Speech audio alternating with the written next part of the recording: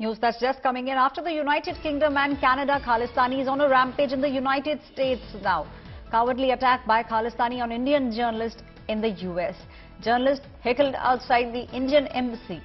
US lawmaker Ro Khanna has condemned this attack. A journalist hit with sticks by Khalistan supporters.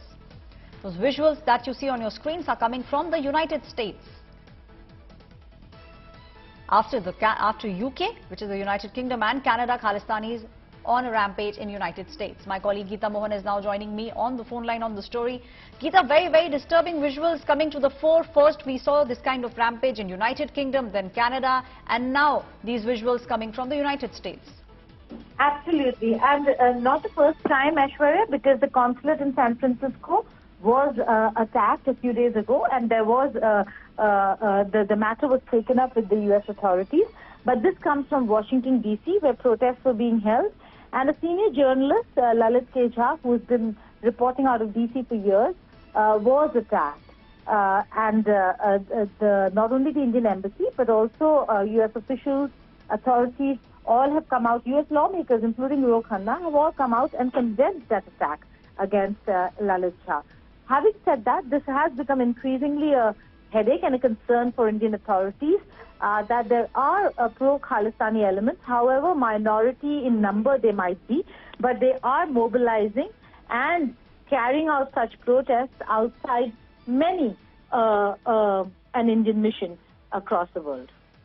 Right, Geeta, you clearly pointed out to us the fact that we have been seeing how these number of incidents have been increasing. At the moment, Geeta, do you believe the Indian government will also take note of this and there will be some kind of conversation between the United States and India, especially on this attack? Absolutely, Aishwarya. It would be taken up. Protests certainly would be lodged. But then again, we will have to see whether if India is going to react in the same manner that they did when the incidents took place in London, downsizing security outside Indian missions, so UK mission and UK High Commissioner's residence, or whether if there will be a condemnation and the matter will be taken up.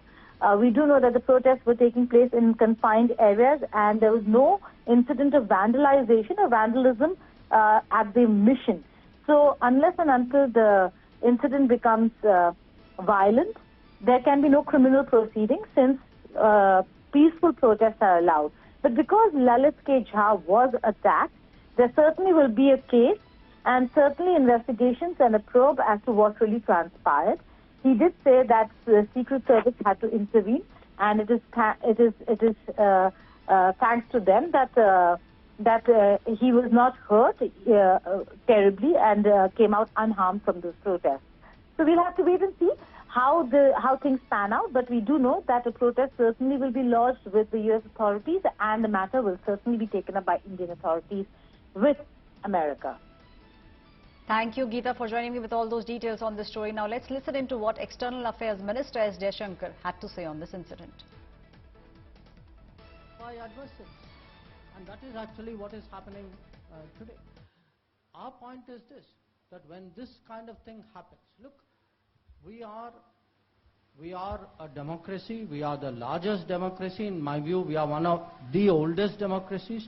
We have democratic traditions, in this society which go way, way back before most others. Nobody argues with the fact that there should be freedom of speech, that there should be civil liberties. But these should not be misused to, espouse radicalism, violence, terrorism. So there is a difference between having rights and misusing rights. And when other governments don't appreciate this difference, I think they need to be reminded, sometimes effectively. On the transformation question, human rights or whatever it is, so sometimes they are misused by adversaries. That was the External Affairs Minister S. Jaishankar speaking about these attacks that have increased globally. Khalistani supporters on a rampage now in the United States also.